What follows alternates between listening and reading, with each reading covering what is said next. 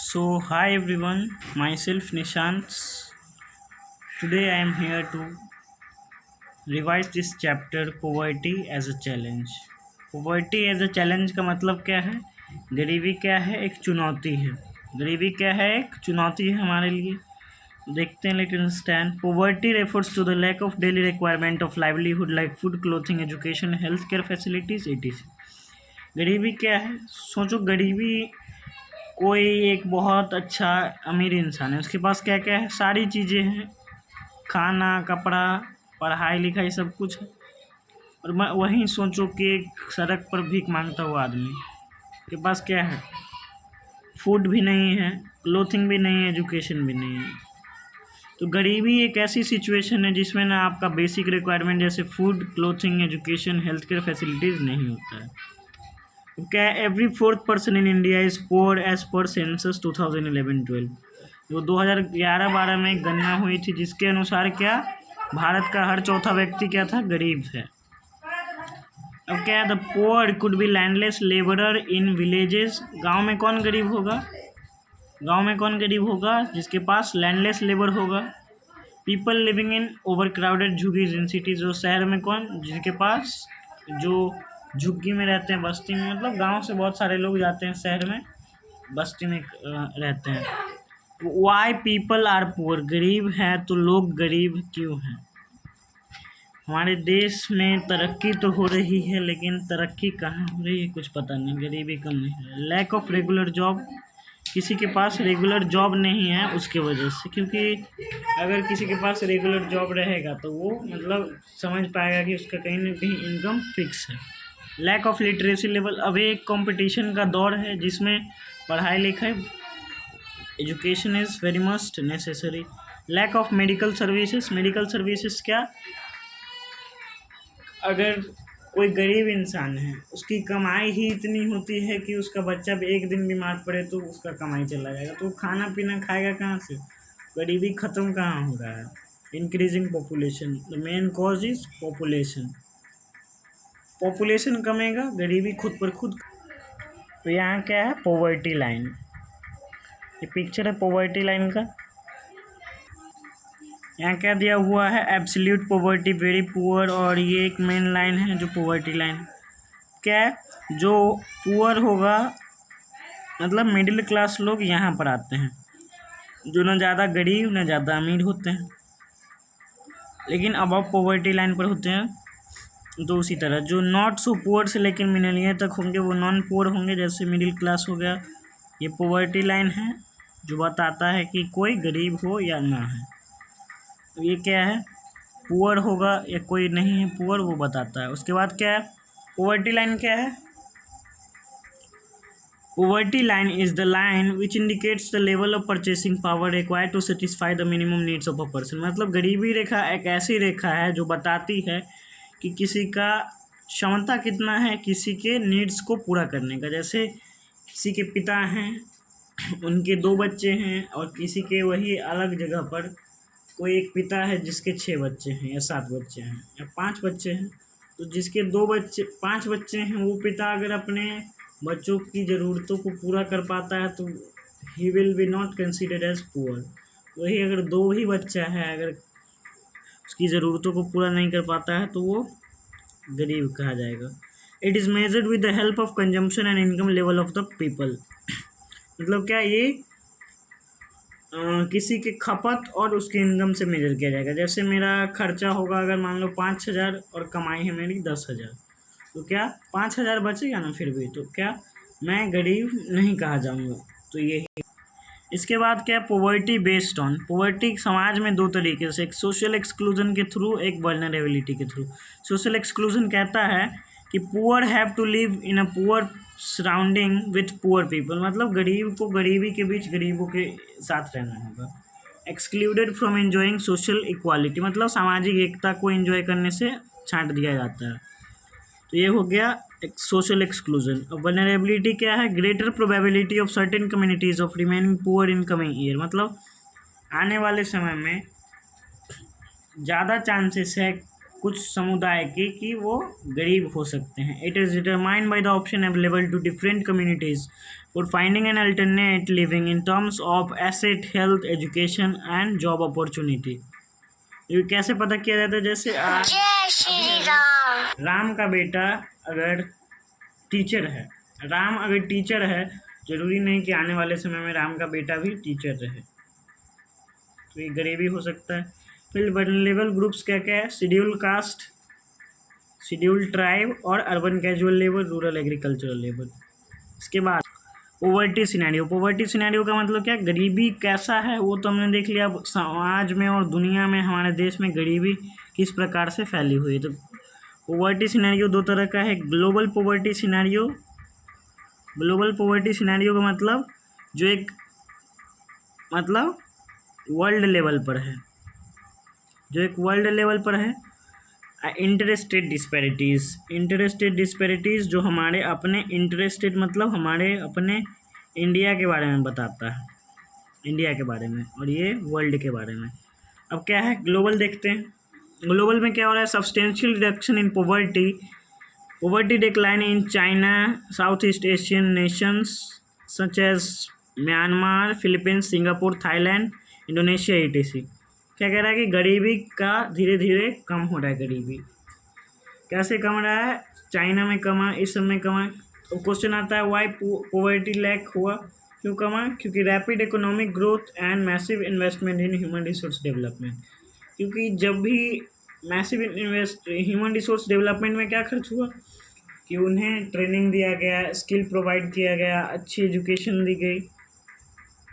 और economic growth का मतलब कि वहाँ इंडस्ट्रीज सेटअप किए गए अच्छे अच्छे, तो ये हुआ।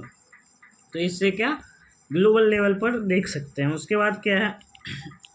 Inter state disparities. हमारे भारत में क्या है? Proportion of poor is difficult in different states, मतलब अलग अलग आकलन करना बहुत हार्ड है।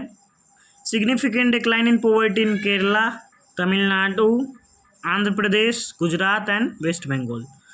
क्या कह रहा है कि सिग्निफिकेंट डिक्लाइन हुआ पॉवर्टी में आंध्र प्रदेश, तमिलनाडु, गुजरात, वेस्ट बंगाल, बहुत सारे में। और क्या है फिर? Bihar and Odisha are the two poorest state, दो पोरेस्ट स्टेट है। Bihar ranking is 43%, Odisha 47%। सबसे ज़्यादा ओडिशा, उसके ही पीछा कर रहा है बिहार।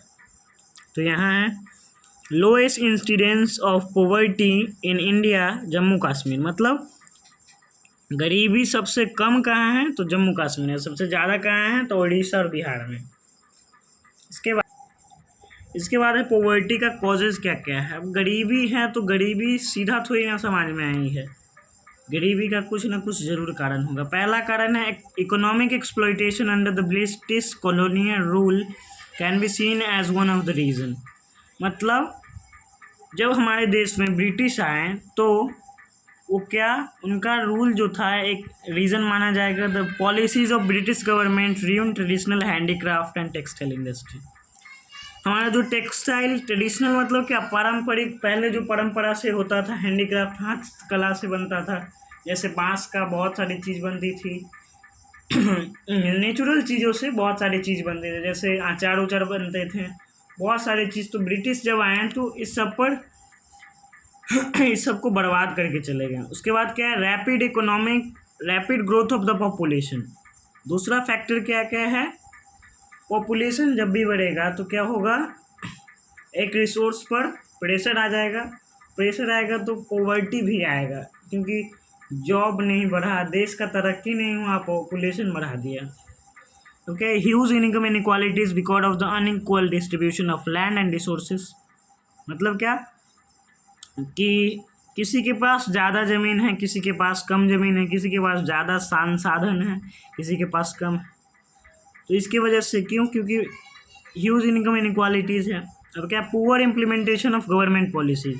अब सरकार जो है ना वो पॉलिसीज़ भी लागू करती है कि गरीबी ख़त्म होगा, लेकिन ख़त्म एक्चुअली में होता नहीं, क्योंकि वो लोग अच्छे से ध्यान नहीं देते। Less job opportunity and low growth rate of income due to the high growth rate of the population. कम जॉब होगा, लो इनकम होगा, क्यों? क्योंकि पॉपुलेशन बढ़ रहा है।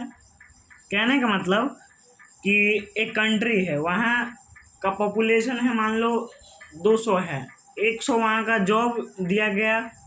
अब 200 लोग हैं तो 200 लोगों को अगर वही जॉब देंगे तो क्या करेंगे, 100 लोगों का जो जॉब था तो उसका सैलरी हाफ हाफ कट जाएगा, तो क्या होगा, सैलरी भी कम हो जाएगा, जॉब अपॉर्चुनिटीज भी कम हो जाएगा। Lack of proper industrialisation, industrialisation का मतलब होता है कि इंडस्ट्रीज़ का होना। हमारे देश में ज़्यादातर इंडस्ट्री नहीं है, खासकर अगर बिहार की बात करें तो यहाँ तो साफ ही नहीं है। तो क्या इंडस्ट्री की कमी है। Social factors like illiteracy a caste system are also responsible for this. Social factors क्या है, जैसे क्लास 8 में पढ़ाई होता है कि पहले कैसे हमारे इंडिया में इलिटरेसी था, फैमिली का साइज बड़ा होने के कारण भी गरीबी आता था, और कास्ट सिस्टम जो एंशियंट से प्रचलित था उसके वजह से।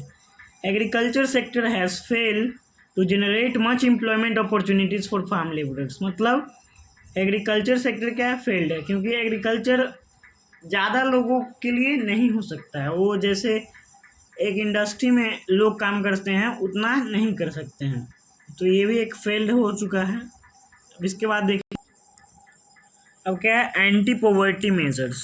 एंटी पॉवर्टी मेजर्स मतलब कि सरकार ने क्या क्या कदम उठाए हैं गरीबी को कंट्रोल करने के लिए। Promotion of the economic growth, क्या इकोनॉमिक ग्रोथ को बढ़ाया। Provide the resources needed to invest in human resource development. अब ह्यूमन रिसोर्स डेवलपमेंट के लिए क्या क्या रिसोर्स नीडेड है, तो एजुकेशन, हेल्थ केयर। तो क्या सरकार ने एलिमेंट्री स्कूल्स खोले, उसमें खाना भी मिड डे मील फ्री कर दिया। इंक्रीजेज द गवर्नमेंट रेवेन्यू, अब क्या है, कोई भी बच्चा नहीं पढ़ा हो नहीं सकता है, क्योंकि गवर्नमेंट ने अभी बैंक के थ्रू लोन भी प्रोवाइड किया है, बहुत कम उसका इंटरेस्ट पर। अब क्या है next, targeted anti poverty programmes and poverty alleviations, मतलब कि गवर्नमेंट के द्वारा जो स्टेप टेकन किए गए हैं पॉवर्टी एलिविएशन मतलब गरीबी ख़त्म करने के थ्रू। उसमें से एक है प्रधानमंत्री रोजगार योजना, PMRY, प्रधानमंत्री रोजगार योजना PMGY। दूसरा है प्रधानमंत्री ग्रामोदय योजना, AAY, Antyodaya Anna Yojana, REGP, rural employment generation programme, STSY, Swarna जयंती ग्राम स्वरोजगार योजना, MG नरेगा, नरेगा था पहले, national rural employment generation act. इसके बाद है इस सभी का ब्रीफ एक्सप्लेनेशन। PMRY प्रधानमंत्री रोजगार योजना कब 1993 में लॉन्च हुआ। इसके तहत क्या था कि सेल्फ एम्प्लॉयमेंट अपॉर्चुनिटीज़, जो एजुकेटेड यूथ हैं, जो बेरोजगार हैं, पढ़े लिखे हैं बेरोजगार है, कहाँ, रूरल एरियाज़ में, गांव के क्षेत्र में, उनको नौकरी देना था। Helping setting small business in industries, मतलब अभी सुनते होंगे कि क्या सरकार कम इंटरेस्ट में हम लोगों को पैसा दे रही बिजनेस स्टार्ट करने के लिए, तो छोटा बिजनेस स्टार्ट करने के लिए पैसे दिए, जैसे अगरबत्ती का हो गया, माचिस का, बहुत। उसके बाद क्या, PMGY प्रधानमंत्री रोज ग्रामोदय योजना, लॉन्च इन 2000 में लॉन्च हुआ। इसके तहत क्या था कि to provide the basic services like primary health care, education, shelter, water supply, DC। अब देखते हुए कि क्या गांव में क्या होता है, हेल्थ केयर सेंटर्स खुले हुए हैं। अब वो दूसरा बात है कि बिहार के हेल्थ केयर सेंटर में भैंसी चढ़ता है, अगर अच्छे से ध्यान दिया जाए तो वो भी अच्छा होगा। एजुकेशन सिस्टम, जो स्कूल्स खुलते हैं, शेल्टर, आवास योजना के तहत पैसा मिलता है। अब नल जल योजना की तरह वाटर सप्लाई तो होता ही है। उसके बाद आ गया क्या, AAY अंत्योदय अन्न योजना। अन्न योजना इसमें इसके फुल फॉर्म में ही है, लॉन्च इन 2000 में लॉन्च हुआ। इसके तहत क्या था, BPL फैमिली कवर्ड किए गए, जो बिलो पॉवर्टी लाइन होते हैं वो family, to end hunger by giving food grain like rice, wheat, etc। गरीबी ख़त्म हो कैसे, हंगर ख़त्म हो तब कि लोग कमाते हैं, कमाने के लिए क्या, खाने के लिए ही कमाते हैं, तो गरीब लोग इतना ही कमा पाते हैं कि वो खा सकें। तो सरकार ने इसको देखते हुए क्या AAY लॉन्च किया, जिसके तहत खाना तो उनको मुफ्त मिलेगा, और जो पैसे आएंगे तो उससे क्या, वो अपने बच्चों की पढ़ाई के बारे में सोचेंगे, उनका जो विकास होगा उसके तहत डेवलपमेंट की तरफ ध्यान। REGP क्या है, रूरल एम्प्लॉयमेंट जनरेशन प्रोग्राम, 1995 में लॉन्च हुआ था, to create self employment opportunities in rural areas and small towns, मतलब छोटे छोटे शहरों में इसका टारगेट क्या था, न्यू जॉब क्रिएट करना, मतलब जो पढ़े लिखे हैं या नहीं पढ़े लिखे हैं सबको रोजगार देना।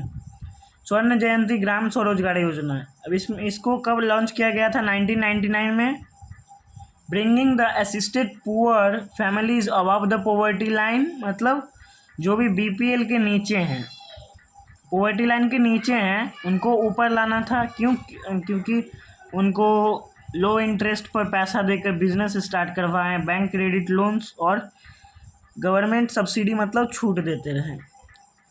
अब क्या है, नरेगा क्या है, national rural employment generation act, passed in 2005, 2005 में लॉन्च हुआ और came into force in 2006 as MG NREGA, Mahatma Gandhi national rural employment generation act 2006 में एमजी नरेगा के नाम से आया।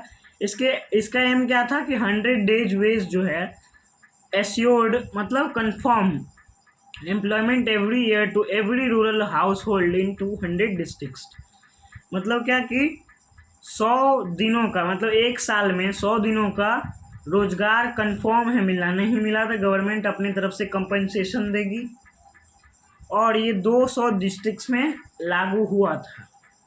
बहुत अच्छा एक्ट था, इसके तहत बहुत सक्सेस भी किया ये। अब क्या है, वीकनेस ऑफ प्रोग्राम्स, क्या प्रोग्राम्स, एंटी पॉवर्टी मेजर्स जो प्रोग्राम्स थे उसमें क्या क्या कमी थी, लैक ऑफ इम्प्लीमेंटेशन, और लागू तो कर दिया लेकिन अच्छे से फॉलो नहीं करवाया, lack of right targeting people, लाभार्थी जो बोलते हैं लाभार्थी, तो सही लोगों को इसका फ़ायदा नहीं मिला, ओवरलैपिंग ऑफ स्कीम्स। अब क्या सरकार की तो आज की आदत नहीं है, हमेशा की आदत है कि एक योजना अच्छे से चला नहीं कि दूसरा योजना भेज देना, तो ये एक गड़बड़ी थी। Non delivery of the benefit to the right people, मतलब सही लोगों को सही फ़ायदा लोगों को नहीं मिला। क्योंकि जो फ़ायदा मिलना था वो तो मतलब जो सक्षम लोग होते हैं वही ले जाते हैं, जो गरीबी ख़त्म करने तो आते हैं लेकिन वो खुद ही बढ़ा देते हैं। नेक्स्ट टॉपिक है द चैलेंजेस अहेड, मतलब अपकमिंग चैलेंजेस, आने वाले समय में क्या चुनौती है। Providing health care, education, job scarcity for all people. हम लोग देख रहे हैं कि इंडिया का पॉपुलेशन 140 करोड़ के नियर अबाउट हो गया है। अब पॉपुलेशन बढ़ेगा तो क्या, हेल्थ केयर सेंटर खोलने पड़ेंगे, एजुकेशन के लिए स्कूल खोलना पड़ेगा, जॉब देना पड़ेगा सबको, पॉपुलेशन बढ़ रहा है। तो ये सब है। Achieving gender equality and dignity for the poor, gender equality होना चाहिए और पुअर्स के लिए डिग्निटी। डिक्लाइनिंग पॉपुलेशन, सबसे मेन तो यही है, पॉपुलेशन बढ़ रहा है। एम्पावर्ड वुमेन, अब क्या है, एक मर्द के कमाने से ही नहीं होता है घर चलता है, लेडीज़ को भी आत्मनिर्भर बनना पड़ेगा। इकोनॉमिक ग्रोथ, क्या, इंडस्ट्री सेटअप करने पड़ेंगे सरकारों को ताकि हमारा देश विकास कर सके। तो आज के लिए